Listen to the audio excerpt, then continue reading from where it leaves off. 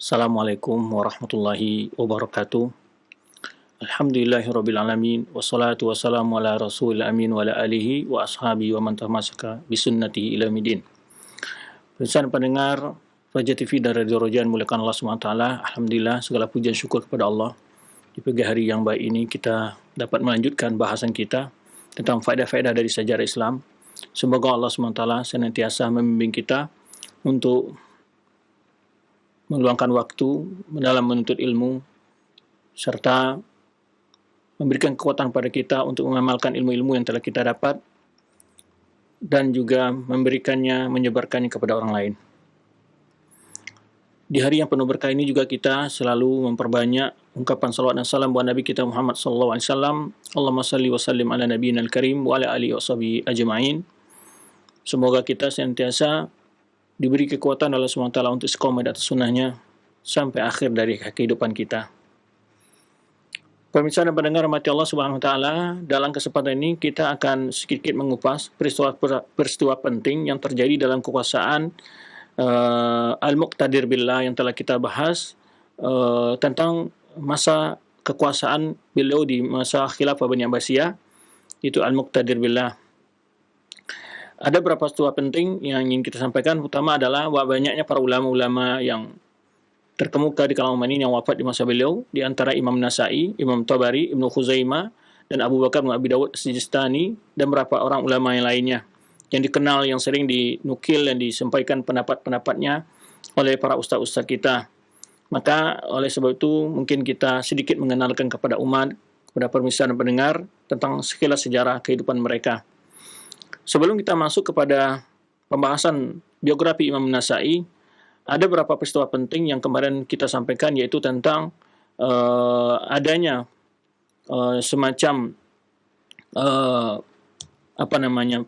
penggantian terhadap Al-Muqtadir Billah oleh para tokoh-tokoh senior dari tokoh kekhalifahan pejabat saat itu, dan akhirnya itu diganti dengan Al-Mu'tazzu Billah, Al-Mu'taz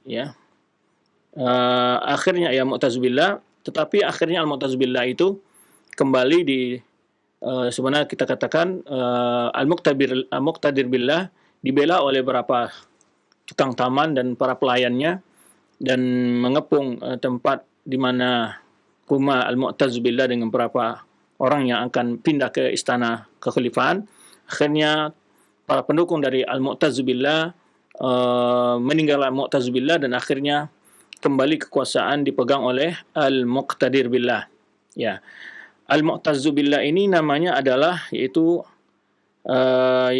namanya Ibnu Mu'taz anaknya itu Ibnu Mu'taz Billah ini namanya yaitu Abdullah bin Mu'taz Billah Muhammad bin Mutawakkil. Jadi Al-Mu'taz Billah punya anak namanya Abdullah Mu'taz Billah. Ada satu pesan dan ungkapan yang sangat bagus dari anaknya ini, yaitu Abdullah bin Mu'taz Billah ini. Dia berkata, ini termasuk dari cici-cici dari Al-Mu'tasim Billah, namanya Abdullah ibn Mu'taz Billah Muhammad ibn Mutawakkil ala Allah, Ja'far bin Mu'tasim Billah, Muhammad bin Rashid al-Harun Harun Rashid, cucu dari Rashid al-Mukanna ibn Mu'taz Abul Abbas, yang namanya Abul Abbas bin Mu'taz. Terkenal sekali dengan seorang syair yang fasil baligh, seserawan, dan qaisun qadatun nas fil khairi wa daf'i syarri. Jadi adalah orang terkemuka dalam memberikan kebaikan dan menghindarkan keburukan daripada orang lain. Nah, sungguh Al-Mubarrid dan Sa'lab meriwayatkan darinya berbanyak hikam dan faedah-faedah dari adab yang sungguh banyak. Nah, ini yang ingin kita lihat sedikit. Sungguh sangat menohok rasanya perkataan-perkataan dia terhadap cara kehidupan kita di hari-hari ini. Yaitu suatu nasihat yang sangat dalam. Beliau berkata, Anfasul hayyi khutahu. Tarikan nafas kita itu adalah langkah kita. Jadi ahlu dunya rakbun yusaru bihim wa hum niyamu. Penduduk dunia ini itu sebenarnya sedang berjalan walaupun mereka tidur. Artinya dia ingin menjelaskan, setiap nafas yang kita hembuskan sebetulnya mengiring kepada kuburan kita, ke arah kuburan kita.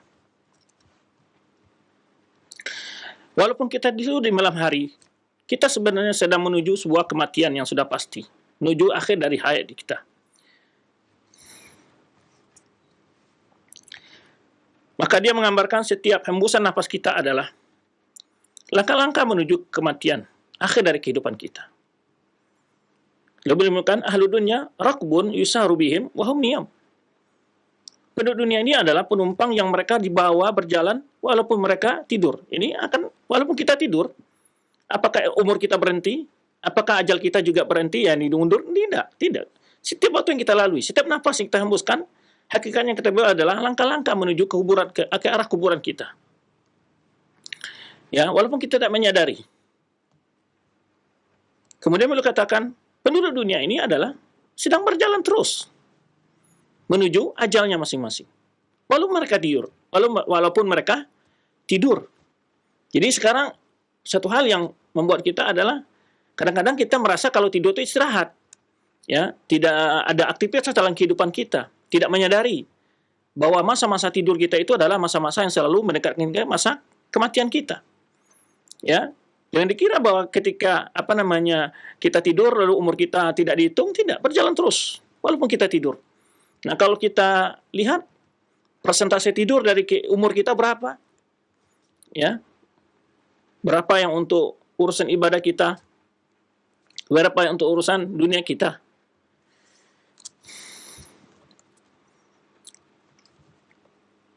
Rubama auradat tama'u walam yusdir. Ya. Kemungkinan dia menggambarkan sebuah harapan tamak walam yusdir, tapi dia tidak mendapatkannya. Wa rubama syarika syaribul ma'i qabla rihi. Ya. Mungkin kali dia rindu untuk minum seteguk air, namun belum sampai air itu diteguk, ajalnya sudah datang. Man tajawaz al-kafafa lam yughnihi al-ikthar. Ya. Orang yang tidak memiliki kepribadian yang menjaga kehormatan dirinya, ya, tidak ada manfaatnya dia itu memiliki hal yang banyak dari harta. Orang yang tidak merasa tamak, orang yang tidak merasa qanaah, yang tidak merasa puas, tapi dia punya tamak sekali. Tidak manfaat bagi dia yughnihil ikthar. Walau bagaimanapun diberi Allah, walaupun bagaimanapun Allah berikan nikmat kepada dia, dia tidak akan pernah puas. Karena tidak ada sifat qanaah dalam dirinya. Tidak pernah puas. Selalu merasa berkurang. Ketika dia merasa begitu, ada sifat yang buruk timbul dalam dirinya. Kurang bersyukur, ya, melupakan nikmat Allah, karena dia melihat nikmat yang dulu ada pada yang dia miliki belum ada nilainya di sisinya. Kenapa lagi dia akan bersifat kikir. Sifat kikir. Ya, kurang bersyukur, bersifat kikir. Ini penyakit bagi orang-orang yang tamak kepada dunia. Bagi orang-orang yang apa? Yang tamak kepada dunia. Nah, semoga Allah SWT melindungi kita. Ya, sesungguhnya orang bersyukur, orang yang qanaah hidupnya, ya, walaupun sedikit Allah beli, dia sangat merasakan sudah sangat besar diberi Allah Subhanahu wa taala. Sehingga di dalam hati selalu bersyukur kepada Allah Subhanahu wa taala. Menghargai nikmat yang sekecil apapun diberikan Allah Subhanahu wa taala. Ini faedah dari kata-kata beliau ini. Kullama 'azama qadrun munafas fihi 'azumatil faji'atu bihi. Nah, seberapa ambisi untuk persaingan, ya, munafas untuk menyaingi orang lain dalam dirinya, sebesar itu pula rasa al-faji'ah fihi, rasa kesakitan jiwa, kegelisahan dalam jiwanya. Dia ingin lebih dari orang terus. Ya, kullama 'azama qadrul munafas fihi, ya. Jadi orang yang menyaingi dia, ya, merasa dia tersaingi, maka dia akan selalu setiap merasa ada orang yang mengalahkan dia, yang lebih dari dia akan selalu merasa apa? Kecewa, gundah, gelana, sedih, ya, faji'ah, merasa sedih dia. Setiap dia ada melihat orang lebih dari dia. Jadi ada rasa, itu penyakit hasad. Maka beliau sebutkan, man irtahalahu hirsu, ya, adnahu talabu. Ya. Orang yang digiring terus oleh ambisi, ya, dia akan dibinasakan oleh pencarian ambisi itu. Binasa di dalam jalan itu. Al-hirsu yanqusu min qadri insan wa la yazidu fi hadhihi. ya, keberlebihan, ya, maksudnya dalam hal dunia ini, ambisi yang tinggi terhadap dunia ini, ya, akan mengurangi dari kadar seorang manusia dan tidak akan menambah, yaitu tentang bagiannya. Maka dalam hadis yang disebutkan Rasulullah SAW, "Man kanatid dunya akbar hamhi, ja'ala faqra baina 'ainihi, wa faraqa baina syamlihi, wa la ya'ti dunya illa ma qadara lah." Orang yang ambisi besarnya adalah dunia, Allah akan jadikan rasa miskin di antara pelupuk matanya. Dia akan diceberai-beraikan urusannya, berantakan urusannya. Dan dia tidak akan mendapatkan dunia kecuali sekedar apa yang telah Allah takdirkan baginya. Lalu menyebutkan lagi, "Ashqan nasi aqrabuhum minas sultan."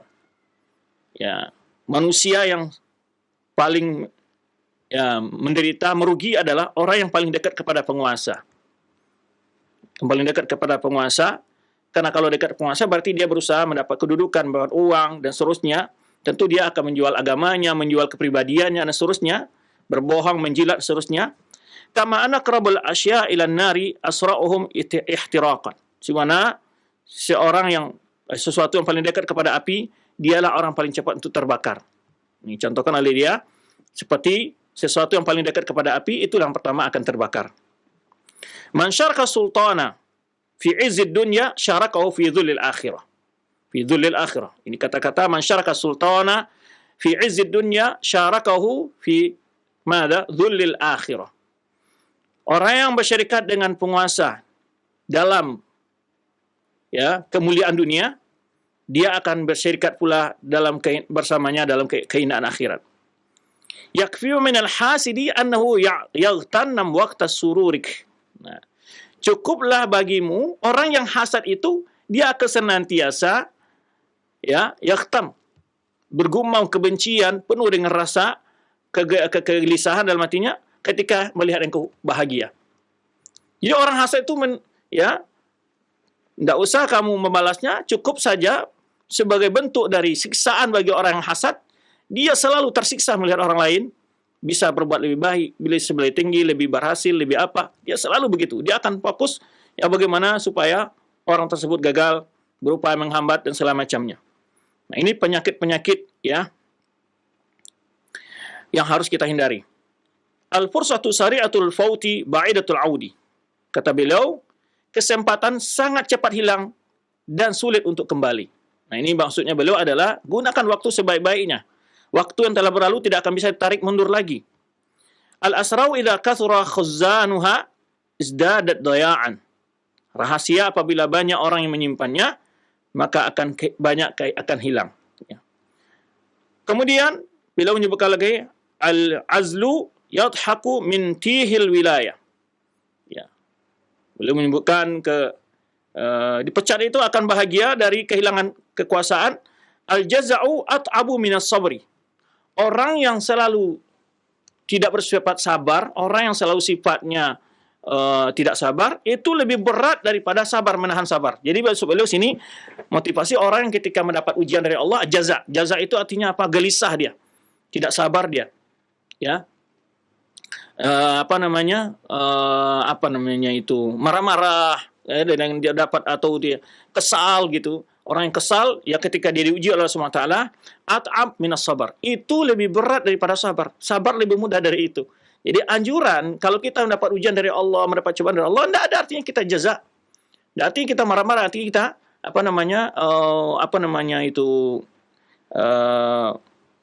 melakukan hal-hal yang tidak menunjukkan kesabaran lah. Ya. Maka itu sebetulnya lebih berat gitu, lebih mencapekkan daripada bersabar saja. Ya. La tashin wajhal afwi bit takri'i. Jangan engkau kotori, ya, wajah kemaafan dengan cara mencela. Tarkatul maiti izzul lil warasa. Jadi peninggalan para mayat adalah kemuliaan bagi pewarisnya. Maksudnya apa? Kita yang capek mencari dunia ini, yang akan beruntung menikmati siapa? Ahli waris kita. Maksudnya gitu. Jadi orang-orang yang selalu menumpuk harta, ya, yang akan menikmati setelah dia meninggal ada ahli warisnya. Ini yang ingin saya sampai kepada kita semua. Ingin kita lihat nasihat dari Ibnul Mu'taz ini, yaitu seorang orang Quraisy yang begitu fasih dalam syair-syairnya. Sangat baik sekali di dalam ungkapan-ungkapannya, hikmah-hikmah yang dia katakan. Dia memiliki banyak karangan sebenarnya disebutkan Ibnu Katsir di sini, ya. Jadi di sini sebutkan qad dzakara anna fi Rabiul Awal Ibnu Hazil sana, kata Ibnu Katsir, pada Rabiul Awal pada tahun ini. Jadi tahun yang dimaksud Ibnu Katsir di sini adalah tahun yaitu 296 Hijriah, ya. Dan Ibnu Mu'taz ini disebutkan olehnya istama'a qawad wal a'yan wal qudha ala khal'il muqtadir wa tawliyati Abdullah bin Mu'taz. Ini Ibnu Mu'taz yang diangkat ini. Jadi bersepakat para tokoh-tokoh pimpinan dari angkatan bersenjata dan tokoh-tokoh masyarakatnya dan para qadhi untuk memecat al-muqtadir billah dan mengangkat Abdullah bin Mu'taz ini yang Waliqab bin Murtada, dan dilakab, digelar dengan Al-Murtada, Al-Muntasif Billah. Fama makatha fil khilafah ila yawman aw ba'da yawm. Dia tidak bisa berkuasa kecuali hanya sehari atau setengah hari. Ini sebelumnya sudah kita jelaskan dalam citanya Al-Muqtadir, di mana dia dengan syarat tidak terjadi pertumpahan darah. Asalkan Al-Muqtadir rela menerimanya untuk menggantikannya, karena Al-Muqtadir masih umur waktu itu masih 13 tahun. Summa ghalaba Al-Muqtadir wa qatal ammata man kharaja alaihi. Kemudian Al-Muqtadir melawan dan memerangi orang-orang yang telah didukung oleh pasukan yang sedikit untuk melawan pasukan dari Al-Mu'taz Billah wa taqalahu fi dar sultan. Kemudian Al-Mu'taz Billah ini, Ibnu Mu'taz Billah ini ditahan di rumah di rumah sultan, di rumah khalifah itu tuh. Dan akhirnya dia wa wakala bihi Yunus al-Khadim, dia disuruhlah Perdana Menterinya untuk mengawasinya. Kemudian dia dihukum, ya, pada akhir dari Rabiul Awal, ya. Nah, ini kisah dari Ibnu Mu'taz yang sempat dicalonkan sebagai pengganti dari Al-Muqtadir Billah, namun akhirnya dia ketangkap kembali dan diberi hukuman Al-Muqtadir Billah, dan itulah berapa perkataannya. Kemudian ada juga peristiwa di sini Ibnu Rawandi, seorang orang zindik. Kenapa ini kita bahas? Karena jangan heran kalau di zaman ini kita mendengar ada perkataan-perkataan yang sangat mengejutkan, ya, yang menghalalkan zina lah, yang mengatakan sholat bermacam-macam lah, ya, berbahasa Indonesia dan macam-macam itu. Pendapat-pendapat yang gila seperti ini dulu sudah ada, gitu maksudnya kita katakan. Pendapat-pendapat yang nyeleneh, pendapat yang mengutaati ajaran Islam itu sudah ada di zaman dulu. Di antaranya pendahulunya lah, yaitu Ibnu Rawandi, namanya Ibnu Rawandi. Ya, ini kenapa kita jelaskan sedikit sebagai itibar. Dikisahkan oleh ulama Ibnu Katsir di sini menyebutkan bahwa pada tahun yaitu 298 Hijriah ini, itu diwafat Ibnu Rawandi. Namanya Ahmad bin Yahya bin Ishaq Abul Husain Al-Ma'ruf bin Ibnu Rawandi. Ahadu masyahir Zanadiqah Al-Mulhidin. Dia adalah salah seorang yang terkenal dari orang-orang shindik, dan orang-orang ateis. Yani, zaman ini kita lihat, ya, banyak seperti di Indonesia ini, di Facebook ataupun di Twitter, ya, ada beberapa orang yang selalu menjelek-jelekan Islam, menghina-hina Islam, menghina Rasulullah SAW, menghina ajaran Islam. Ini sudah ada dahulunya, ya, Ibnu Rawandi. Kalau dia adalah Ibnu Rawandi abad milenial, ya. Nah, jadi di sini dikenal bahwa Ibnu Rawandi ini adalah, Ibnu Katsir malah mengatakan alaihi la'natullah min rabbil alamin. Semoga Allah melaknat atau mendapat laknat dari Allah Subhanahu wa taala. Bapaknya adalah seorang Yahudi, lalu dia pura-pura masuk Islam, ya. Kemudian juga dikatakan dia juga merubah-rubah isi Taurat. Kama ada ibnuhu, ya, Al-Quran bil-Quran, ya, wal hadafi, sebenarnya mula, yaitu anaknya mengataati isi Al-Quran dan melakukan paham-paham ateis di dalamnya, dan mengarang kitab untuk membantah Al-Quran yang disebut oleh judulnya kata Ibnu Katsir Ad-Damigh, ya. Wa kitab fi radi ala syariah al-i'tirad, dan juga dia mengarang kitab untuk mengacak-acak ajaran agama ini dan membantah dengan judul kata Ibnu Katsir Zumurrud, ya, Zumurruda. Walau kitab At-Taj fi makna dzalika, lalu kitab, dan juga punya karang kitab At-Taj dan kitab Al-Farid dan lain-lain barangannya. Wa qantasaba li raddi ala kutubihi, dan sungguh telah membantah atas karang-karangan yang tersebut oleh para ulama, di antaranya adalah tokoh Mu'tazilah dikenal dengan Abu Ali Al-Jubai, ya. Abu Ali Muhammad bin Abdul Wahhab Al-Jubai, tokoh dari Mu'tazilah pada zaman itu. Ya, ini bantahan Mu'tazilah terhadap orang zindik ini.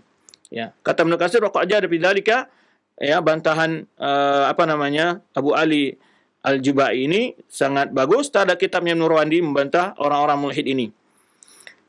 Wa kadzalika waladuhu Abu Hashim, dia mana anak dari Abu Ali Al-Jubai, Abu Hashim, ya.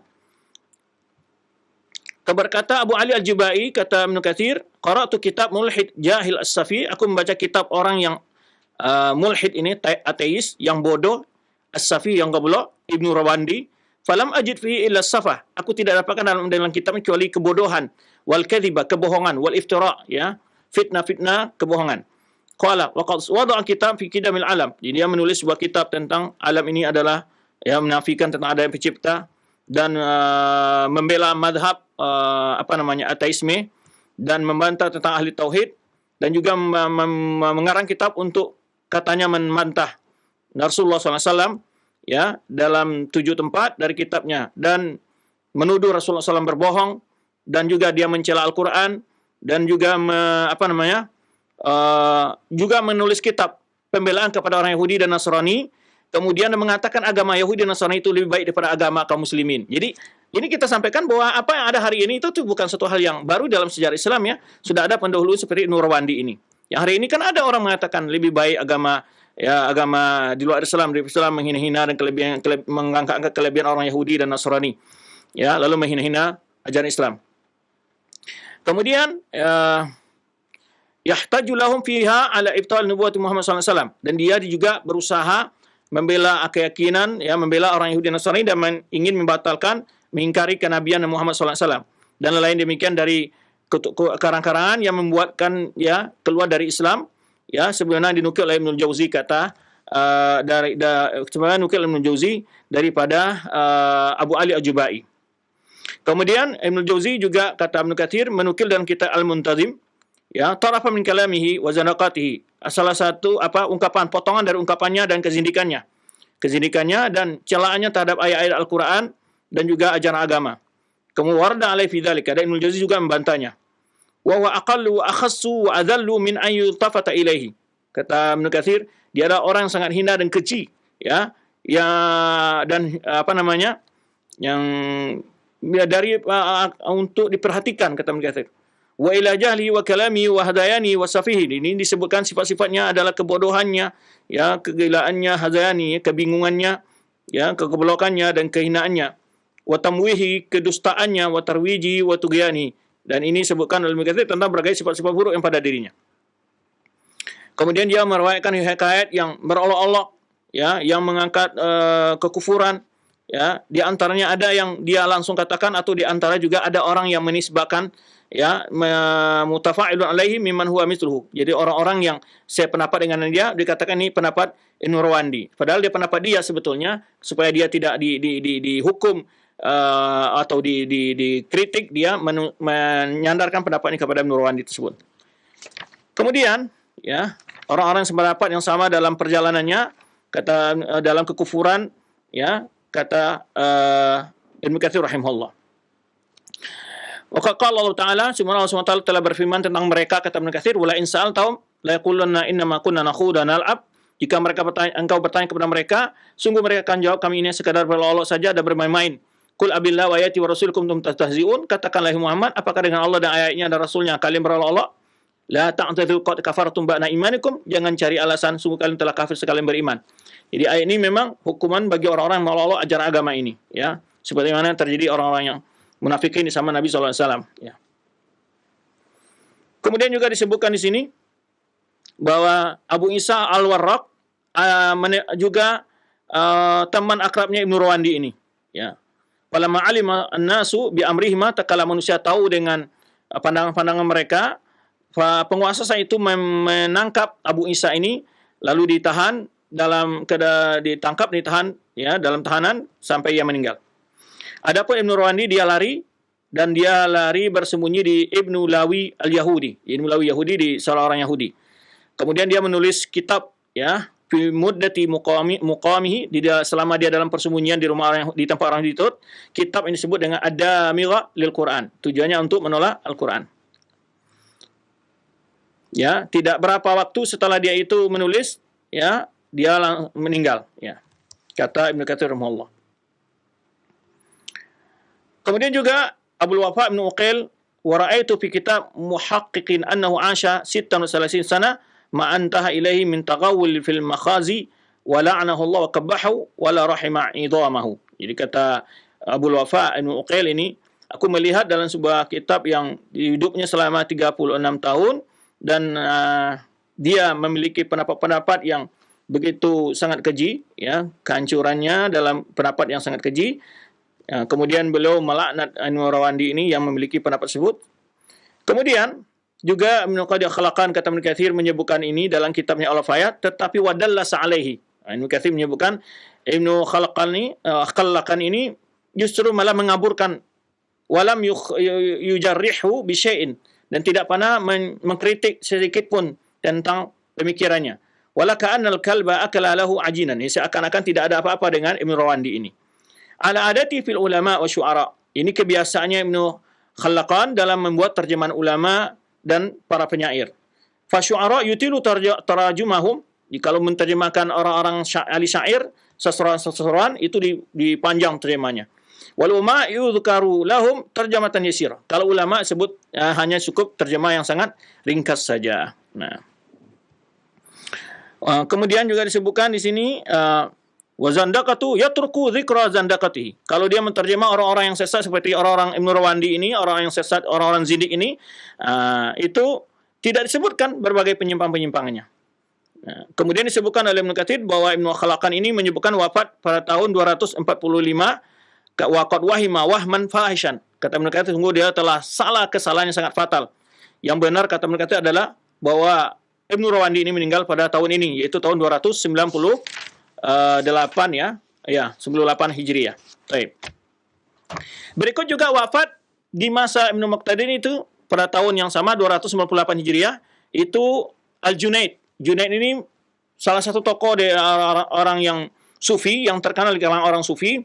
Ya, banyak sekali penisbahan perkataan kepada Junaid ini. Mari kita lihat ungkapan Junaid ini. Junaid ini juga seorang orang saleh dan dia tidak meyakini keyakinan yang diyakini orang sufi hari ini. Tetapi orang sufi menisbahkan banyak dari bentuk praktek-praktek bid'ah-bid'ah yang melakukan dalam ibadah kepada Junaid itu, perkataan-perkataan kepada Junaid. Padahal Junaid pernah berkata, dia menyebutkan di sini, wa kana yaqul, kata Ibnu Katsir, Junaid ini pernah berkata, madhabuna hadza muqayyadun bil kitab wa sunnah. Madhab kami ini, madhab kita ini adalah terikat dengan Al-Quran dan Sunnah. Faman lam yaqra Al-Quran, orang yang tidak membaca Al-Quran, wa yaktubul hadis, la yuqtada bihi, dan juga tidak mempelajari hadis, nah tidaklah dijadikan sebagai tauladan bagiannya, tidak perlu dicontoh. Fi madhabina, jangan dijadikan dia contoh dalam madhab ini, wa tariqatina, jalan ini. Ini di antara perkataan Junaid, ya, ulama-ulama yang orang sufi menisbahkan kepada dia. Kemudian ada kisah yang sangat menakjubkan, yang mungkin di zaman kita akan suatu hal yang sangat aneh sekali. Kisah ada seorang ulama namanya, yaitu pada tahun 299 Hijriah, ada satu kejadian yang sangat aneh sekali. Yaitu namanya Muhammad bin Yahya Abu Sa'id. Seorang yang tinggal di Damaskus, dan dia meriwayatkan dari Ibrahim bin Sa'ad Al-Jauhari wa Ahmad bin Mani wa Ibnu Abi Syaibah wa ghairihim. Ini seorang ulama ini, dan juga dia memiliki murid Abu Bakar An-Naqash dan lainnya.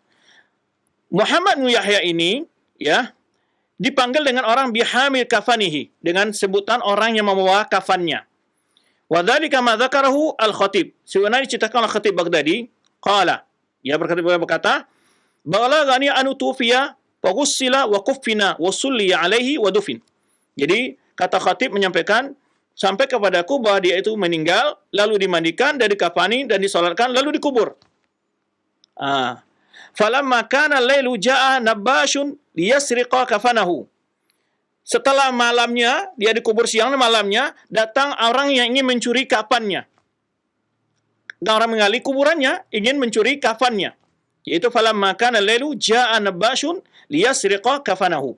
Jadi pada datang malam, setelah malam hari, datang orang yang membongkar kuburannya, ingin mencuri kafannya. Fafataha alai qabrahu, lalu digalilah kuburannya. Falamma halla anhu kafanahu, tatkala dia ngambil kafan Muhammad bin Yahya tadi yang dikuburkan itu, istawa jalisan, duduk Muhammad bin Yahya itu. Duduk dia, setelah digali, kemudian orang ingin curi kafannya ini, dia ambil kafannya, duduk dia. Duduk Muhammad bin Yahya ini, ya. Wa farran nabashu hariban minal faza. Lalu yang mencuri kafannya tadi, ya, pontang-panting lari, takut, ketakutan. Ya. Wa nahadha Muhammad bin Yahya. Lalu Muhammad bin Yahya berdiri, keluar dari kuburnya. Fa akhadha kafanahu ma'ahu. Ya, lalu dia bawalah kafannya keluar. Ya, setelah dikubur dia keluar. Keluar memakai kafannya tadi. Ya. Ini kalau di kaman kita mungkin sangat aneh sekali ya. Wa kharaja min qabri minal qabr. Dia keluar dari kuburannya. Ya. Wa qasada manzilahu. Pulang ke rumah. Setelah pulang ke rumah, wajada ahlu yabkuna alaihi. Dia mendapati keluarganya masih menangis, ya. Fadaqa alaihimul bab. Lalu dia ngetok pintu. Ngetok pintunya, ya. Faqalu man hadha? Siapa? Faqala ana fulan. Dia sebutkan saya ini fulan. Ini maksudnya namanya dia. Faqalu ya hadha la yahullaka an tazidana huzana ila huznina.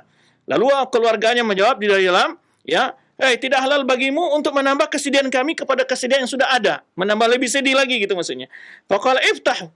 Lalu dia berkata lagi Muhammad bin Yahya ini kepada keluarganya, bukalah pintu. Wallahi ana fulan. Demi Allah saya ini si fulan. Fa'arafu sautahu. Lalu mereka mengenal suaranya, keluarganya tadi. Falamma ra'au farihu bihi farhan syadidan. Tak kala keluarganya melihat dia pulang, ya, dengan memakai kafannya, keluarganya bahagia dan kebahagiaan yang sangat besar. Wa abdallahu huznahum sururan. Kesedihan mereka diganti Allah dengan kebahagiaan. Summa dzakarahum ma kana min amrihi. Kemudian Muhammad bin Yahya Abu Sa'id ini menceritakan kepada mereka apa yang terjadi dari peristiwa kejadian dia. Ya. Dan juga cerita orang yang mengali kuburnya. Wa ka'annahu qad asabathu saktatun. Jadi lalu disebutkan oleh Khatib Baghdadi seakan-akan dia ini disebut oleh kita sekarang ini adalah mati suri. Jadi berhenti jantungnya berdetak gitu ya. Tapi belum mati dia. Nah, makanya Khatib Baghdadi menyebutkan seakan mungkin kenapa dia bisa hidup lagi. Nah, kalau di kita mungkin sudah heboh ya, orang mati bisa hidup. Kemarin juga berapa minggu yang lalu ya, pernah juga ada berita seseorang meninggal kemudian hidup berapa 1 jam atau 2 jam mungkin meninggal lagi. Nah, ini dia hidup. Kata Khatib Baghdadi, mungkin dia adalah asabu saktatun. Saktatun ini penyakit, yaitu jantung yang dia mungkin jantungnya diam, yaitu walam yakun qad mata haqiqatan. Sebenarnya dia belum mati benar dia. Cuman saja jantungnya berhenti berdetak. Faqaddarallahu bihaulihi wa quwwatihi. Di sini Allah dengan kemahakuasaannya, ya, kekuatan Allah Subhanahu wa taala, an ba'da hadzal nabash. Allah mengirim orang yang ingin mencuri kafannya ini. Fafataha alaihi qabrahu, yang membuka kuburannya, menggali kuburannya. Maka nadzalika sabah hayati, maka adalah hal itu menjadi kembali dia hidup ke bumi ini setelah dia mati. Fa'asha ba'da dzalika iddat sinin. Setelah itu dia hidup beberapa tahun. Summa kana wafatu fi hadhihi sana. Kemudian dia wafat pada tahun ini, pada tahun 299 Hijriah. Jadi kenapa kita belajar dalam sejarah juga ada peristiwa-peristiwa yang menghebohkan itu ya, juga ada gitu. Mungkin lebih menghebohkan ini. Kalau yang peristiwa kemarin yang diberitakan itu hidupnya 2 jam atau 1 jam ya. Kalau ini hidup berapa tahun setelah dia dikubur. Subhanallah, ini hikmah Allah Subhanahu wa taala. Jika belum ajal itu mati, bayangkan ada saja orang yang ingin mencuri kafannya, Allah takdirkan dia untuk menggali kuburan, kemudian orang yang dikubur tadi bisa keluar dari kuburannya.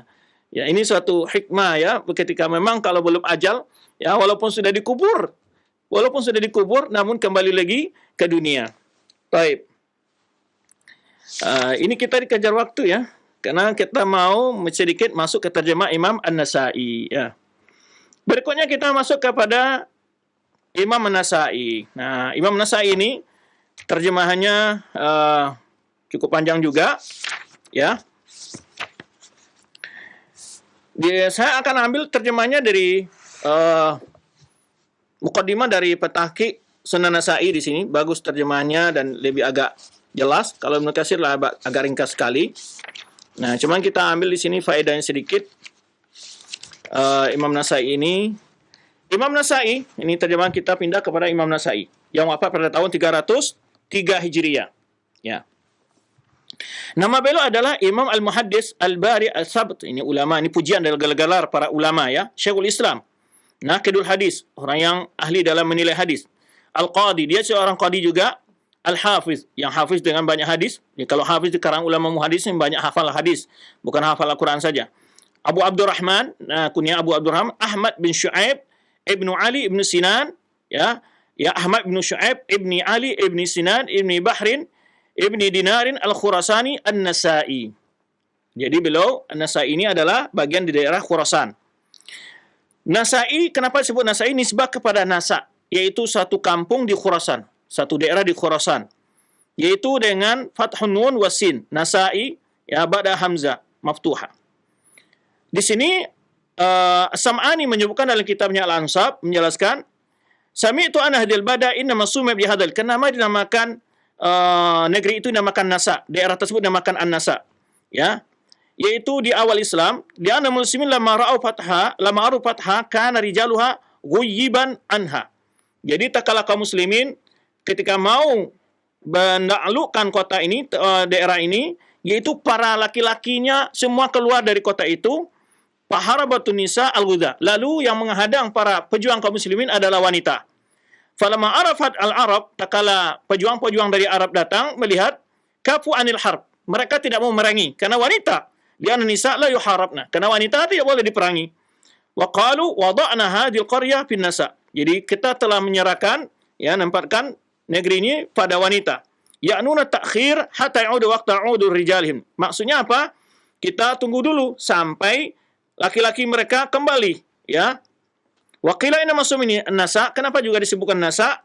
Li'anna nisa kunna yuharibna duna rijal. Atau disebutkan karena wanita-wanitanya yang melawan, ya, para pejuang kaum muslimin, bukan laki-lakinya. Waqad qila qadiman man dakhala nasa nasiyal watan.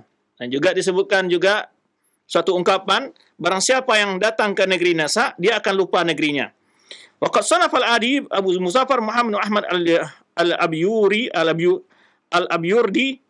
satu buku, ya, tentang sejarah negeri An-Nasa ini.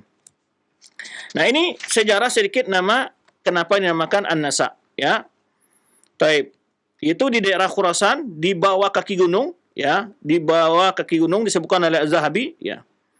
Jadi daerahnya sangat bagus, ya.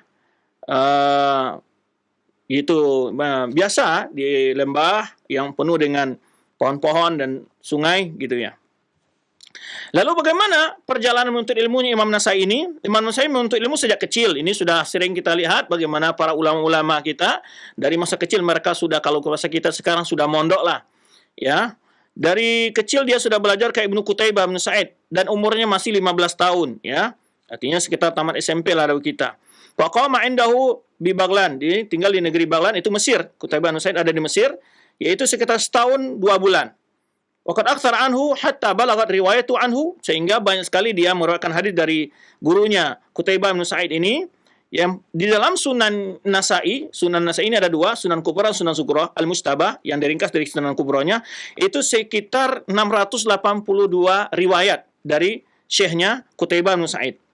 Adapun rihlah ilmiahnya, kemana saja dia melalang buana menuntut ilmu, Imam Nasai adalah pertama pergi ke gurunya Qutaibah, kemudian berjalan, berkelana menuntut ilmu. Di zamannya pergi rihlah dalam berbagai daerah, Khurasan, Hijaz ini Makkah, Madinah, Mesir, Irak, Basra, Kufah, Baghdad, Jazirah, Syam, Qazwin, dan lain bagi daerah lain. Wa qama bi Mesir wa umrah, dan dia pernah tinggal di Mesir, bahkan menjadi qadi di Mesir. Ya, sampai di Mesir itu sekitar tahun 300-an dia. Dia lahir pada tahun 215 Hijriah. Imam Nasai lahir 215 Hijriah, ya, dan meninggal dengan umur 88 tahun pada tahun 303 Hijriah. Jadi sampai setelah beliau mengkelang buana menjadi orang besar, seorang ulama, beliau menjadi qadi di Mesir. Nah, lalu fa'adraka Ibnu Adi wa Ibnu Sinni wa kana yaskun Ziqaqal Qanadil wa hiya mahallatun masyhura di Mesir. Ya, satu gang namanya Gang Qanadil, itu tempat yang masyhur di Mesir, ya. fiha suqul kutub wa dafatir. Itu dikenal di situ tempat pasar buku loak, ya, atau memburu buku dan berbagai buku-buku di sana. Wa kana masakin ashraf ala abwabiha qanadil bihadza zuqaq. Bihadza zuqaq qanadil. Jadi tempat tinggal orang-orang yang ashraf. Mungkin ashraf ini kadang-kadang diitelahkan kepada keturunan Rasulullah SAW, atau yang dimaksud di sini adalah orang-orang tokoh-tokoh, ya, karena yang bukan gang kanadil adalah, ya, karena di pintu-pintunya ada lampu-lampu di kita, lampu-lampu hias, ya. Dan selama dalam rihlah menuntut ilmu, dia meriwayatkan hadis dari ulama-ulama besar, bahkan banyak belajar juga kepada guru-guru Imam Bukhari dan Imam Muslim, ya, dan Abu Daud dan Tirmizi, ya. Tetapi dia juga berguru kepada Abu Bukhari, ya, walaupun berbeda pendapat ulama. Kata Al-Mizzi mengatakan tidak belajar, tetapi Az-Zahabi mengatakan bahwa Al-Bukhari juga termasuk dari antara ulama yang menjadi guru Imam An-Nasa'i, dan juga belajar ke Imam Muslim, Abu Daud dan Tirmizi, ya. Ini berapa rilahnya tentang dalam menuntut ilmu, ya. Kemudian juga beliau ahli dalam qiraat, ya, dalam tafsir, maka beliau juga punya kutub tafsir, ya. Wa kana hasilatu wal ilmiyah ba'da rahati hadhi kabiratan jiddan, ya, setelah dia melalang buana menuntut ilmu, ya, telah mendapat ilmu, ya, maka dia kekuatan ilmunya sangat besar sekali. Wa sarifat liha alaman jahabizan, jadilah ulama yang terkenal, yang disegani. Tusyadu rihlatu ilaihi min kulli makan, barang mendatang para santri-santri, para penuntut ilmu dari berbagai tempat untuk belajar kepada Imam An-Nasa'i. Wa nadhara li anu umira ba'da al-Bukhari wa Muslim, dan juga karena dia adalah ulama hadis yang 6 ini, kutubus sita yang paling panjang umurnya setelah Bukhari dan Muslim. Dan beliau yang terakhir wafat dari kalangan ulama kutubus sita. Jadi waqad asbaha farisu midan, dia adalah bagaikan, yaitu ahli, ya, kuda yang berada di medannya, yang betul-betul menguasai medan ilmu hadis, ilal hadis dan rijal hadis, ya. Kemudian tentang kepribadiannya, kata Zahabi, kana syekhan mahiban, syekh yang sangat disegani, malihal wajh, ya, sangat ganteng sekali. Disebutkan Ibnu Katsir juga menyebutkan sangat memiliki wajah yang sangat ganteng, ya. Kemudian kana nadar wajh ma'a kibar sin, walaupun sudah tua, wajahnya masih kelihatan muda. Wa qala Katsir wa kana fi ghayatil husn. Ini Ibnu Katsir menyebutkan di dalam kitabnya Bidayah Nihayah ini, dia adalah orang yang sangat ganteng. Fi husnil wajhi ka'annahu kan kindil, seperti mana cahaya lampu gitu. Wa kana ya'kul fi kulli yaum dikan, setiap hari makan 1 ekor ayam. Dik itu beda dengan dajaja. Dajaja adalah ayam betina, dik adalah ayam jantan. Ya. Wa yashrabu alaihi naqi'an zabib al-halal. Kemudian dia minum, yaitu simpanan daripada air anggur yang halal. Tidak sampai menjadi khamar, itu maksudnya. Kemudian juga berkata, ini pujian para ulama tentang menjadi sifatnya, adalah Abu Bakar Muhammad Musa Al-Ma'mun Al-Hashim mengatakan, kana Abu Abdurrahman yu'sar libasal burud nubiyah, ya, al-khudar. Jadi Imam An-Nasa'i ini lebih suka memakai pakaian yang jasnya atau jubahnya itu agak berwarna hijau. Dan dia mengatakan hada audu minan nazar ila al-khadra minan nabat fi ma yuradu liquwatil basar. Beliau menyebutkan ini untuk mengganti dari penglihat kepada hal-hal yang hijau dari tumbuhan, karena melihat sesuatu yang hijau, kata beliau, menguatkan menyehatkan mata dan menguatkan pandangan. Ini di antara alasan beliau.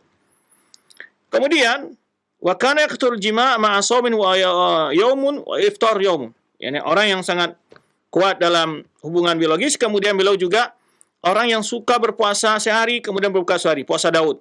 Wa kana arba'u zawjatin yuqasimu lahunna. Dia punya 4 orang istri dan membagi waktu-waktunya. Wala yakhlu ma'a dzalika min jaritin, dan juga mempunyai budak yang 2 orang yang dia beli dengan 100 dirham. Kemudian dia menyamakan pembagiannya baik malam maupun finansialnya sama seperti kepada istri-istrinya yang bukan budak. Kemudian ini di antara beliau menyebutkan juga Kana kutu fi kulli min ritlun khubzin. Makanannya setiap hari adalah satu ritel dari roti yang bagus, ya. Kemudian dia tidak makan selain itu, baik ketika berpuasa ataupun tidak. Ya. Kemudian juga wa kana yaksur aklu duyuk al-kibar tushtara lahu. Ya, di sini tadi yang disebutkan, maka disebutkan bahwa dia orang beliau adalah sangat suka makan daging ayam pejantan gitu ya, ayam yang jago. Menurut faedah kata beliau bahwa itu termasuk menguatkan dari kekuatan dalam kejantan seseorang. Ini disebutkan di sini oleh penulis ya, ataupun Ibnu Katsir menyebutkan dari ini, menukil dari ini perkataan Abu Bakar Muhammad bin Musa Al-Ma'mun Hashimi. Berkata Hakim, yaitu Imam Hakim pengarang buku kitab Al-Mustadrak, aku mendengar Abul Husain Muhammad bin Muzaffar berkata, aku mendengar masyayikhana di Mesir, aku mendengar guru-guru kami di Mesir, ya'tarifuna Nabi Abdurrahman Nasai bi taqaddum wal imamah. Mereka semua mengakui tentang kehebatan ilmunya Imam Nasai. Wasifuna min ijtihadi fil ibadah bil laili wan nahar. Dan mereka juga memuji bagaimana kesungguhannya Imam Nasai dalam beribadah baik malam dan siang. Ya, wa muwadhabati 'ala al-haji wal ijtihad, dan juga kesungguhan beliau selalu ingin berhaji dan juga dalam menuntut ilmu. Kemudian ini masih banyak ya penjelasan ulama di sini, hampir mirip penjelasannya. Guru dan murid-muridnya tadi sudah kita sebutkan, guru-gurunya di antaranya tadi sudah Qutaibah bin Sa'id, kemudian juga Imam Bukhari, Imam Muslim, Abu Daud dan Nasai, ya. Kemudian beliau banyak sekali mempunyai guru, disebutkan di sini gurunya sekitar 450 orang, ya. Berkata Imam Zahabi ketika menyebutkan terjemah Imam Nasai, yaitu gurunya sampai 70, dan diriwayatkan dalam kitab Sunan Nasai itu sekitar 334 orang gurunya, ya. Kemudian ditambah lagi dan kitab yang lainnya itu 114 orang, menjadi jumlah semuanya 450 orang. Itu jumlah gurunya, ya. Kemudian muridnya sangat banyak juga. Terkenal di antara murid beliau adalah Abu Awana, ya, seorang pengarang kitab hadis juga. Likasri murid Imam Nasai an hufadhi asri wa huwa lam yatajawaz 15 min umrihi. Karena begitu banyak Imam Nasai meriwayatkan daripada ulama-ulama yang hidup di semasanya, beliau masih dalam usia 15 tahun. Dan kemudian juga lamanya umur beliau membuatkan beliau banyak memiliki murid-murid yang begitu ya hebat. Nah, kemudian di antara disebut ke sini murid-murid beliau ya seperti Imam Tahawi, itu murid beliau juga.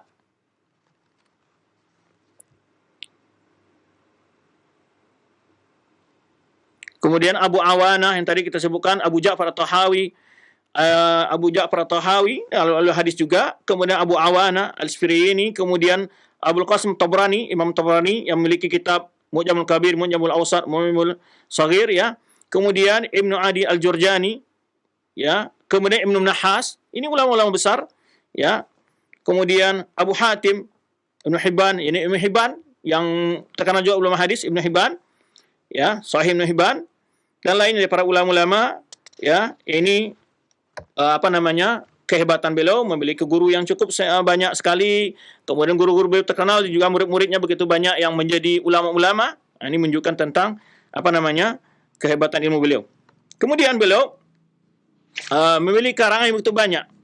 Ya, memiliki karangan yang begitu banyak.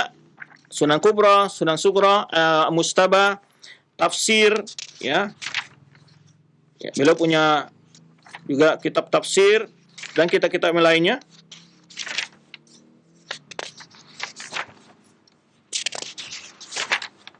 Nah, jadi karangan beliau, ya, di antaranya Al-Ikhwal Akhawat, ini disebutkan sini oleh Ibnu Athir, ya. Dia memiliki kitab yang banyak dalam ilal dan sebagainya. Ada sekitar sini imla itu hadisiyah tasmul fuqaha al-amsar, tasmatu man lam yarwi anhu ghairu rajulun wahid, tafsirul Quran, ya, atau Sunan Kubra, Ajarah wa Ta'dil, ya. Kemudian juga beliau menulis Khasais Ali bin Abi Thalib, Nah, ketika beliau menulis Qasas Ali bin Abi Thalib ada ceritanya yang menyebabkan beliau kena fitnah dan wafat karena dapat ujian tersebut. Kemudian juga beliau menulis kitab Al-Du'afa Al-Matrukin, ya, As-Sunan Rubaiyat min kitab Sunan Al-Ma'thura, Zikr Mudallisin, Amal Yawm wa Lailah, ini masyhur, ya, Amal Yawm wa Lailah dan lainnya, Fadail Quran, Al-Quna. Ini banyak sekali dari karang-karang beliau, ada sekitar tulisan beliau 31 yang disebutkan di sini, cukup banyak. Baik, wafatnya beliau. Nah, ini wafatnya beliau ini kita sebutkan sedikit. Jadi, setelah beliau dalam umur yang begitu panjang, ya, dalam beribadah, terkenal dengan perjuangan ilmu dan ibadah, kesungguhan beliau, ya, beliau pindah dari Mesir ke Damaskus atau Hims, Palestina. Lalu beliau di sana melihat orang-orang yang begitu fanatik kepada Muawiyah radhiyallahu anhu. Maka beliau mencoba menulis kitab itu Qasas Ali, ya, sebagai nasihat lah. Ya, begitu fanatik kepada Muawiyah, maka beliau mencoba menulis kitab. Maka ketika beliau menulis kitab itu yang membuat beliau kena resiko dari hal itu. Nah, akhirnya orang-orang Syam memanggil beliau dan meminta beliau untuk menyebutkan tentang keutamaan Muawiyah. Namun beliau tidak menulis dan tidak menyebutkan tentang keutamaan Muawiyah itu. Akhirnya beliau disebutkan dipukul dan disakiti. Ada yang menyebutkan beliau wafat di Hims di Palestina, ada yang menyebutkan beliau wafat di Mekah.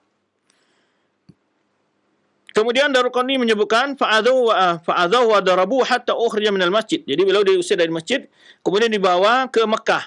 Ada yang menyebutkan wafat di Mekah. Adapun Imam Daruqutni menyebutkan beliau keluar berhaji, kemudian beliau di fitnah waktu di Damaskus itu, dan ketika itu beliau meninggal, kata beliau. Kemudian Daruqutni menyebutkan Imam Nasa'i meminta agar dibawa ke Mekah. Lalu beliau dibawa ke Mekah setelah beliau dipukul, disiksa di waktu di Damaskus itu, beliau dibawa ke Mekah dan meninggal di Mekah. Ini dijelaskan Daruqutni, ya, dan beliau dikuburkan di Mekah. Namun ada lagi yang menyebutkan bahwa beliau itu dikubur di Palestina. Ya, ini pendapat dari Abu Sa'id bin Yunus dalam Tarikh Mesir. Ya, beliau menyebutkan beliau wafat di Palestina masa ini di hari Senin, ya, bukan di Mekah. Baik, di sini seorang ulama Taqiyul Fasi dalam Aqdus Tsamin dalam Tarikh Biladul Amin, yaitu tentang sejarah Makkah, ulama-ulama yang hidup Makkah. Beliau menukil kedua pendapat tersebut, lalu meringkas talakh min hadza annahu ikhtalafa fi wafatihi wa mawdi'aha. Maka dapat disimpulkan bahwa berbeda antara ulama tentang tempat wafat beliau dan di mana beliau dikuburkan. Ya. Ada yang mengatakan di Palestina, ya. Wa qala, itu pendapat dari Imam Tahawi dan Ibnu Yunus wa Ibnu Khair, dan ini juga yang dipilih oleh Zahabi wal Jazari Ibnu Nuqtah dalam Taqiyidna wa Safadi wal Mizzi wa Ibnu Khalaqan. Ini pendapat seorang ulama di situ bahwa beliau wafat di Palestina. Dan dalam pendapat menyebutkan lagi bahwa beliau wafat di Mekah. Ini pendapat dari Imam Daruqutni, ya, yang disebutkan oleh Imam Hakim dari Muhammad bin Ishaq al-Asfahani dari guru-gurunya yang dari Mesir. Dan ini juga pilihan dari Ibnu Athir bahwa beliau adalah wafat di di Mekah, bukan di di Palestina. Taib. Ada kisah juga sedikit yang dinisbahkan beliau adalah qad za'ama jama'atun min ahli ilmi anna nasi kana mutasyayyi'an. Ada sebagian ulama mengatakan bahwa nasa ini berfaham tasyayyu', ya. Seperti kata Ibnu Khalaqan, wa kana yatashayya', ya. Kemudian Ibnu Taimiyah Syaikhul Islam menjelaskan wa tashayya' ba'du ahli ilmi bil hadis kan Nasai wa Ibnu Abdul Bar wa amsalihima la yaqulu ila tafdil Ali ala Abu Bakar wa Umar. Maksud daripada ulama hadis, kata Syaikhul Islam, ya, yang disifatkan ada tasyayyu' padanya, yaitu seperti Imam Nasai dan Ibnu Abdul Bar dan ulama-ulama yang seperti keduanya, kata beliau, tidak sampai mengatakan bahwa Ali lebih afdal dari Abu Bakar dan Umar. Wala yura fi ahli hadis ma yuqaddimuhu alaihima. Tidak seorang pun dari ulama-ulama hadis. Jadi kalau ulama hadis yang mendahulukan bahwa Ali lebih, yang mengatakan Ali lebih afdal dari Abu Bakar dan Umar. Karena ada perkataan Ali sendiri mengatakan, "Man faddalani ala Abu Bakar Umar jallatu jaddal muftari." Di mimbar Kufah. Orang yang mengatakan aku lebih afdal dari Abu Bakar dan Umar, aku akan cambuk dia sebagai hukuman orang pembohong.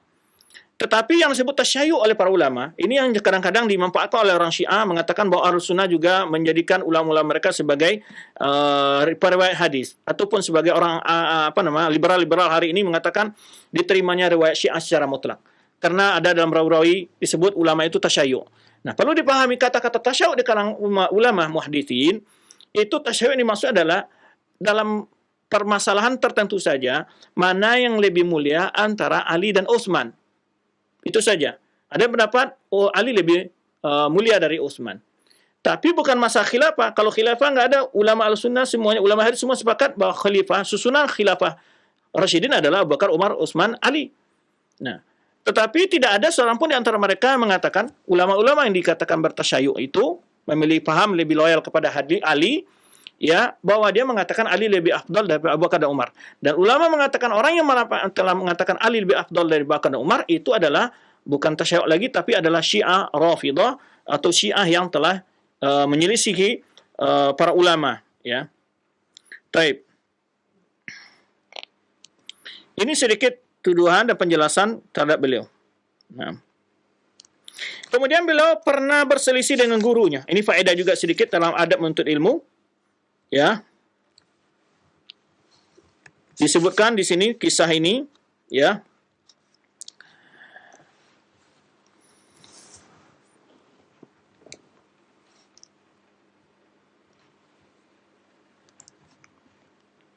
Kenapa Imam Nasai tidak mentahdis haddatsana Haris bin Miskin? Kenapa dia tidak langsung mengatakan demikian? Karena di antara guna adalah Haris bin Miskin. Tapi ada kisah antara Imam Nasai dengan Haris Miskin ini. Ringkasnya menceritakan, pada satu kali Imam Haris Miskin ini berbicara tentang sultan, tentang penyimpangan-penyimpangan gitu, para muridnya. Ini satu riwayat mengatakan demikian. Lalu Imam Nasai masuk dalam pakaian seakan-akan dia berpakaian yang jubah dan menggambarkan dia seperti seorang jasus. Ya, disikira oleh Ibnu Miskin, Haris bin Miskin ini adalah seorang jasus. Ya. Jadi apa penyebab terjadinya ini sehingga Imam Nasai diusir dari majelisnya. Tapi Imam Nasai tidak berhenti dari belajar dari gurunya ini, tetap belajar, cuman beliau tidak berada di hadapan gurunya, berada agak di sudut yang tidak terlihat oleh gurunya. Begitu adab beliau, ya, biar guru beliau tetap mendapat ilmu, namun beliau tidak menampakkan dirinya di hadapan gurunya. Nah, ada sebab menyebutkan di sini bahwa, ya, di antaranya Ibnu Asir menyebutkan min hadil waqi'an Imam Nasai kana wari'an mutaharriyan. Ya. Disebutkan bahwa Haris Ibnu Miskin ini khaidun fi umur tata'al bi sultan. Berbicara dalam persoalan yang berhubungan dengan penguasa. Faqadima Abu Abdurrahman fadakhala ilaihi. Maka Imam Nasai masuk, kemudian masuk ke dalam majlisnya fi ziyyin ankarahu. Jadi dalam pakaian yang mengagetkan Imam Haris Ibnu Miskin ini. Qalu kana alai kubaun tawilun, yaitu menyebutkan dia memakai topi yang panjang besar wa qasar tawila. Ya, fa ankara zayyahu wa khafa an yakuna min ba'dil jawasis. Lalu gurunya Haris Miskin ini mengingkari hal itu dan mengira ini bagian dari orang mata-mata dari para penguasa. Famana'u min dukhul ilaihi. Maka gurunya Haris Miskin ini melarang Imam Nasai untuk ikut belajar ke majlisnya. Fakana yaji'u fa yaqadu khalfal bab. Maka Imam Nasai datang tapi duduk di belakang pintu. Ya. Wa yasma' ma yaqra'uhu an-nas. Maka dia mendengar apa yang dibacakan kepada Imam Nasai. Ya, min kharij dari luar. Waman ajli dzalika lam yaqul, karena itulah Imam Nasai ketika meriwayatkan dari gurunya ini Haris bin Miskin tidak menyebutkan hadatsana wa akhbarana, tetapi bima quri'a alaihi, ya, tapi dikatakan dibacakan kepadanya. Di sini disebut Nasir bahwa di sini menunjukkan tentang kewaraan Imam Nasai. Wara'nya Imam Nasai mutaharriyan, ya, sangat hati-hati. Ala taru yaqul fi kitabi Haris bin Miskin qira'atan alaihi. Yani mana dalam karena dia tidak supaya dia tidak dikatakan berbohong, karena dia orang banyak tidak melihat dia di majlis Haris bin Miskin, maka dia dalam meriwayatkan hadis dari Haris bin Miskin menyebutkan Haris bin Miskin qira'atan alaihi, yang dibacakan kepadanya. Wa ana asma, saya mendengar. Wa la yaqulu fihi, dia tidak mengatakan haddatsana. Ini kewaraannya, kejujurannya. Tapi dia tidak mengatakan haddatsana. Wala akhbarana, juga tidak mengatakan akhbarana. Kama yaqulu an baqil masyayikh. Sebenarnya dia katakan dari syekh-syekhnya yang lain. Maka di sini para ulama, ya, fa hadhi adabun yabaghi an tahalla bi tulabul ilmi fi kulli makan wa zaman.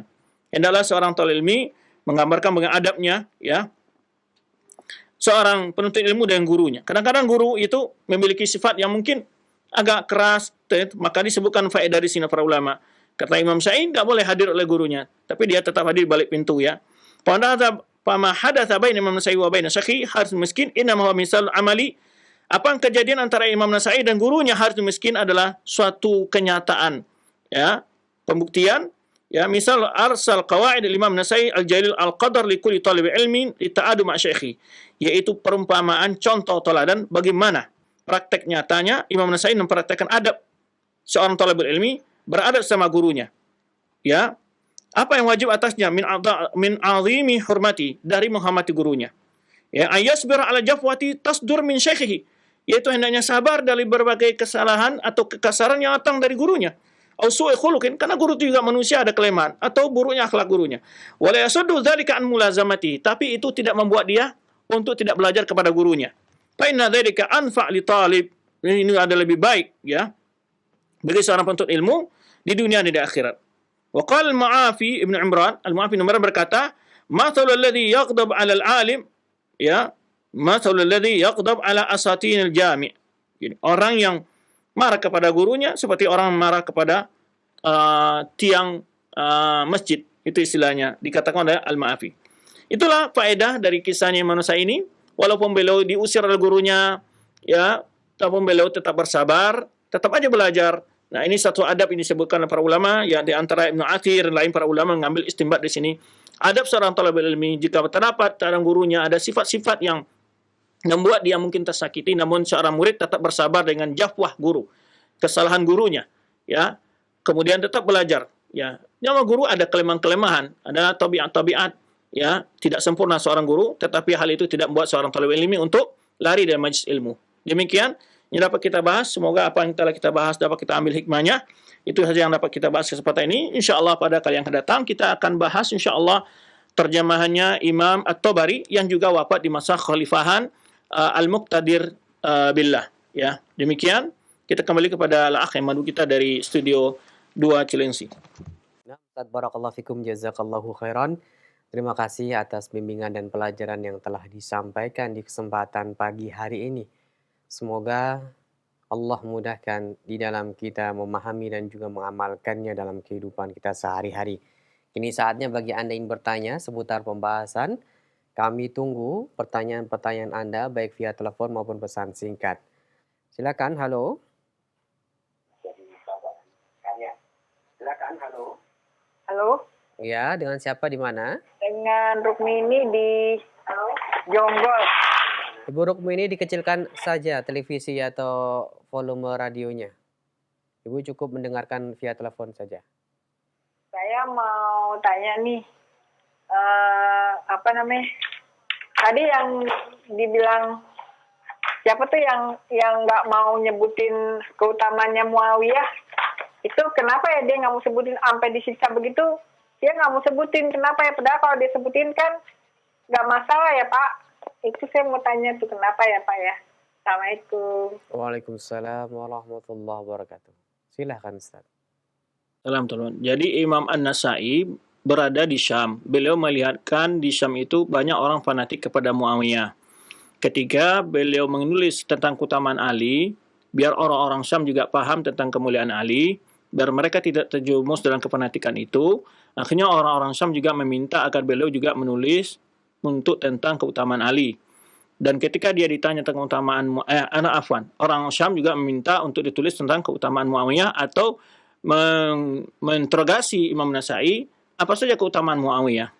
Ya, bukan karena tidak menjawab itu saja, karena mereka Muawiyah beliau sebutkan dijawab Imam Nasai seperti Ibnu Katsir menyebutkan adalah Muawiyah itu tidak tahu keutamaannya oleh saya kecuali yang doa Rasulullah mengatakan semoga Allah tidak membuat perutnya menjadi kenyang, Tapi doa Rasulullah SAW itu sebenarnya jelas para ulama adalah setiap doa Rasulullah kepada umatnya merupakan doa yang baik. Bukan maksudnya makna yang zahir seperti artinya Muawiyah akan lapar terus, tidak. Nah, ketika itu ya mereka karena fanatik, akhirnya beliau mendapat cobaan, dipukul dalam masjid dan beliau dikeluarkan dari masjid.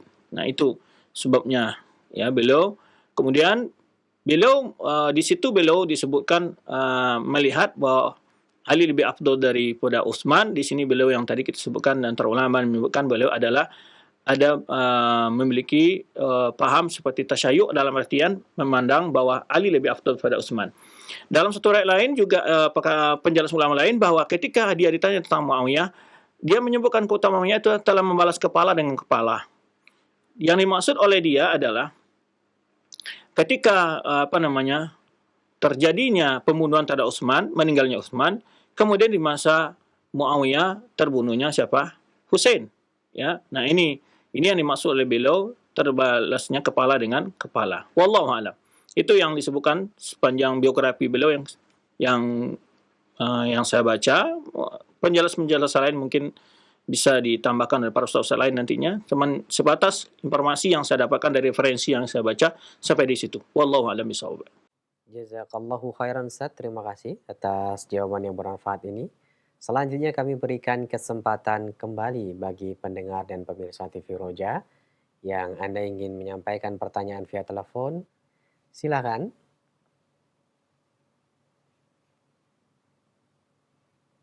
Halo?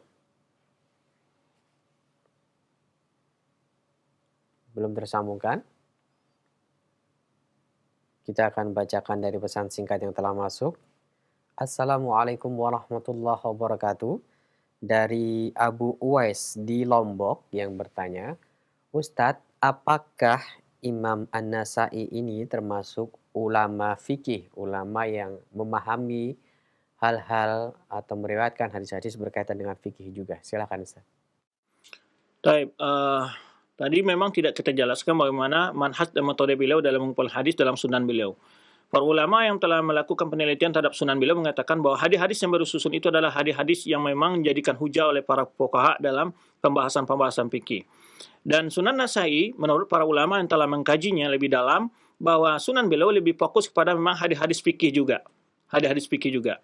Dan beliau secara madhab, para ulama memandang bahwa beliau adalah bermadhab Syafi'i. Bermadhab Syafi'i. Ya, memang kita tidak membahas secara rinci tadi akidah beliau dan juga madhab beliau. Akidah beliau Ahlussunnah wal Jamaah dan madhab beliau secara fikih, kebanyakan ulama mengatakan beliau adalah bermadhab Syafi'i. Ya. Ini juga di antara ulama yang menyebutkan di antara terjadinya perbedaan antara gurunya Haris Ibnu Miskin tadi, karena Ibnu Miskin menyebutkan bermazhab Hanafi. Itu ada antara alasan juga ada yang menyebutkan, ya, di antara ketidaksukaan dari gurunya Al-Harith bin Miskin kepada beliau karena beliau mazhab Syafi'i sedang Harith Miskin adalah mazhab Hanafi. Karena dalam pergolakan dalam pemikiran dalam mazhab itu yang sangat berat pertentangan secara umum adalah pertentangan antara mazhab yaitu Hanafi dengan Syafi'i. Ya. Wallahu a'lam bishawab. Jazakallahu khairan. Terima kasih para ustadz yang telah menjawab pertanyaan dari Bapak tadi di Lombok dan semoga bermanfaat untuk kita semuanya. Selanjutnya kembali kami berikan kesempatan. Halo. Halo, Assalamualaikum. Waalaikumsalam. Ibu mohon maaf dikecilkan terlebih dahulu volume televisinya. Sudah? Ya. Silakan Assalamualaikum pertanyaan. warahmatullahi wabarakatuh. Waalaikumsalam warahmatullahi wabarakatuh. Ya. Yang saya tanyakan Ustadz, di tempat saya itu kajian-kajiannya itu tidak sama dengan yang sering di televisi sunnah itu. Jadi ada perbedaan atau malah perbedaannya hampir banyak sekali. Nah, sedangkan saya ingin menuntut ilmu seperti di sebelah rumah saya itu ada musola yang suka ada kajian, tapi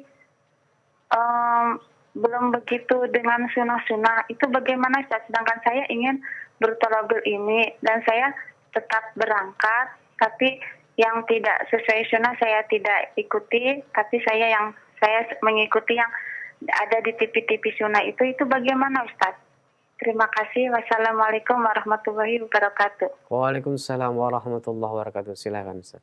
Assalamualaikum warahmatullahi wabarakatuh. Di tengah masyarakat banyak sekali paham-paham. Tentu perlu kita, tidak semua juga yang perlu dianggap semua sesat, tidak. Cuman di antaranya ada paham-paham yang mungkin berbeda sisi-sisinya, ya, pendapat-pendapatnya ada. Cuman perlu kita waspadai, ada perbuatan-perbuatan yang akan merusak iman secara fatal. Nah, ini pendapat-pendapat perlu waspadai. Terutama keyakinan-keyakinan yang berlebih-lebihan terhadap Rasulullah SAW, ataupun mengutamakan ibadah-ibadah yang belum tentu atau masih diperselisihkan tentang syariatnya, disebutlah sebagai bidah hasanah atau bukan, ya, berselisih dalam masalah itu, maka kita pilih pendapat-pendapat yang sudah valid, yang jelas, lakukan dalil-dalil yang jelas, dan tidak membuat keraguan-keraguan dalam diri kita. Itu yang utama dulu. Sama dengan ketika kita belanja di pasar, banyak sekali orang yang menjual cabai ketika ibu-ibu belanja cabai di pasar. Pasti dia pilih cabai yang bagaimana? Pasti pilih cabai yang bagus, yang sehat, yang aman, ya, yang terpercaya penjualnya, ya, atau kalau makanan juga demikian, dibeli makanan-makanan yang sehat. Nah, kalau dalam beragama tentu akan lebih fatal lagi kalau kita tidak memilih guru dan tidak mempelajari ilmu yang disampaikan. Maka tidak boleh kalau kita asal belajar saja, kalau kita tidak tahu apa akidah yang disampaikan. Maka kita harus mewaspadai hal itu. Karena kita belum punya modal untuk menilai ini sesuai dengan sunnah atau tidak. Kita baru belajar. Bagaimana kita akan bisa mengatakan ini tidak sesuai dengan sunnah. Bahkan kita mungkin akan timbul nanti kebingungan. Ya, ini perlu diwaspadai. Tetapi kalau hanya kegiatan-kegiatan umpamanya ta'lim, baca Al-Quran, tahsinul Quran, ya, kemudian juga pembahasan-pembahasan yang sifatnya keterampilan keluarga, ataupun masalah-masalah yang hal-hal yang tidak berkenaan dengan akidah, akhlak, ya, itu tidak ada masalah. Atau kecuali yang menyampaikan ilmu, ada orang-orang yang terkenal dengan ilmunya, ada ilmu yang memang sesuai dengan Al-Quran dan Sunnah, tidak bermasalah. Tapi kalau ada hal-hal yang memang doktrin-doktrin yang mewajibkan, mengharuskan sesuatu yang masih diperselisihkan, ini perlu diwaspadai karena satu saat kita akan terpengaruh dengan pemikiran-pemikiran demikian. Ya, apalagi kita tidak memiliki dasar untuk mengetahui sisi benar dan salahnya. Maka berupayalah mengikuti kajian-kajian yang benar-benar dilihat penyampaiannya berdasarkan Al-Quran dan Sunnah, dan serta mengkaitkan pemahaman mereka dengan pemahaman para sahabat, para tabi'in, para tabi'in, dan ulama-ulama yang sudah terkemuka dan terpercaya di kalangan umat. Itu yang kita anjurkan. Namun jawaban ini tentu perlu disesuaikan dengan kondisi masing-masing. Tidak bisa di general, diratakan. Berbeda antara kondisi satu tempat, kondisi tempat lain, antara satu masjid dan masjid yang lain, atau kondisi seseorang dalam kemasyarakatannya juga berbeda-beda. Tapi jawaban ini jawaban umum yang dapat saya jawab. Ya, semoga apa yang disampaikan dapat dipahami. Demikian, wallahu a'lam bishawab. Barakallahu fikum, jazakallahu khairan. Terima kasih para ustadz yang telah menyampaikan jawaban dan nasihat bermanfaat. Berikut kami akan bacakan dari pesan singkat dari Abdullah di Cilengsi yang bertanya, Ustadz, pada masa para imam tersebut dikisahkan memang dalam keadaan yang tidak stabil, banyak terjadi konflik-konflik politik dan kepentingan, baik itu dalam kerajaan maupun dalam dakwah. Nah, bagaimanakah ketika para imam ini difitnah, disudutkan, kemudian ada yang disiksa, mereka tetap mengajarkan agama ke masyarakat. Bukannya ketika saat ini ulama dicaci, difitnah itu menjauhkan umatnya dari mereka. Nah, bagaimana sikap para imam ini terhadap cobaan-cobaan seperti itu dan terus menyampaikan dakwahnya? Silakan. Tentu kita semua tahu, ya, bahwa di dalam menegakkan kebenaran sangat berat tantangannya. Bahkan para nabi pun ada yang dibunuh, ada yang disiksa, ya, dan semacamnya. Itu sudah sunatullah, ya. Dan itu bukan sebuah kehinaan ketika seorang nabi dibunuh, bukan kehinaan bagi dia, tapi itu meningkatkan kedudukan kemuliaan syahidnya di sisi Allah Subhanahu wa taala. Namun di dalam berdakwah juga perlu, setelah kita berupaya berdakwah dengan ilmu, mengikuti cara yang terbaik, ya, manhajnya para anbiya, manhajnya para sahabat, berdakwah sesuai dengan poin-poin yang dengan ilmu yang matang, dengan kesabaran yang matang juga. Namun ujian tetap datang, itu sudah qadar Allah. Kita tetap bersabar, ya. Nah, para ulama itu sudah dahulu dicaci, dimaki. Para nabi juga demikian, dikatakan pembohong, pendusta, gila, ada yang mengatakan mereka gila, tukang sihir, penyair, macam-macam lah. Fitnah itu sudah ada sejak dahulu.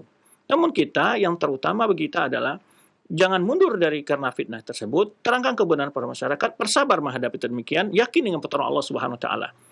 Dan Allah Subhanahu wa taala pasti akan memberikan kemenangan kepada dakwah yang benar-benar berjalan di atas Al-Qur'an Sunnah dan sesuai dengan pemahaman para sahabat. Itu pasti ditolong oleh Allah Subhanahu wa taala. Maka bahkan ketika satu dibunuh, tumbuhnya 1.000 orang. Itu sudah kenyataan. Hari ini alhamdulillah dakwah itu menyebar dengan media-media yang ada, ya, dan fitnah-fitnah bila dibanding dengan fitnah-fitnah yang dialami para ulama dahulu, wah sangat kecil apa yang kita alami. Kita pernah bercerita tentang bagaimana fitnah beratnya yang dihadapi Imam Ahmad dari kalangan orang-orang Mu'tazilah, ya, dan tidak sedikit ulama yang jatuh korban saat itu.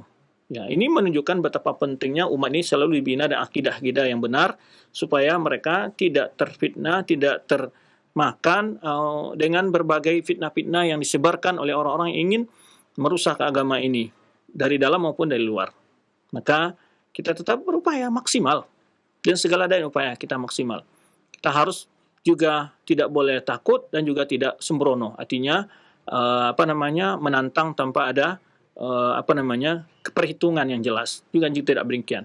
Kita berjalan sesuai dengan aturan, baik aturan agama maupun aturan pemerintah, ya, sesuai ikuti dengan baik, ya, itu yang kita lakukan. Bila aturan-aturan itu sudah kita jalankan, namun tentang tetap kita hadapi, ya itu sudah sunatullah. Begitu, ya, ujian-ujian itu pasti ada. Makanya tidak semua orang bisa kuat di dalam perjalanan dakwah ini. Tidak semua orang yang bisa mampu untuk tegar dalam menegakkan kebenaran. Ya, maka oleh sebab itulah keutamaan yang Allah berikan kepada orang-orang berjuang di jalannya, terutama para ulama-ulama yang telah berkorban waktu mereka, perasaan mereka, kebutuhan keluarga mereka, ya, dan segala apa yang mereka berikan. Disitulah terletaknya kemuliaan yang kemuliaan yang Allah berikan kepada mereka. Wallahu a'lam bishawab. Jazakallahu khairan wa barakallahu fikum Ustaz. Terima kasih atas kesempatan untuk kami menimba ilmu dari Ustadz dan mendengar jawaban-jawaban dari beberapa pertanyaan yang telah masuk. Nampaknya pertanyaan tadi merupakan penutup di pertemuan kita. Sebelum kami akhiri, mohon Ustadz memberikan ikhtitam. Fadhal Ustadz. Terima kasih banyak para pemirsa dan pendengar yang telah bergabung di kesempatan ini. Semoga Allah SWT senantiasa memberkahi waktu kita, ilmu kita, dan segala kebaikan yang telah Allah berikan kepada kita. Kita diberi juga kesabaran, ya, dalam menghadapi berbagai tantangan-tantangan dalam dakwah ini, ya, dan istiqomah hendaknya berpegang di atas sunnah ini sampai akhir kehidupan kita. Terima kasih juga buat teman-teman yang telah ikut membantu dan terselenggaranya acara ini dengan baik teman-teman di Studio 2 Cilengsi maupun Studio di Mini Studio Imam Syafi'i. Semoga Allah SWT senantiasa menjaga kita dalam kebaikan dan menjauhkan kita dari segala keburukan. Subhanakallahumma wa bihamdika asyhadu an la ilaha illa anta astaghfiruka wa atubu ilaik. Wassalamualaikum warahmatullahi wabarakatuh.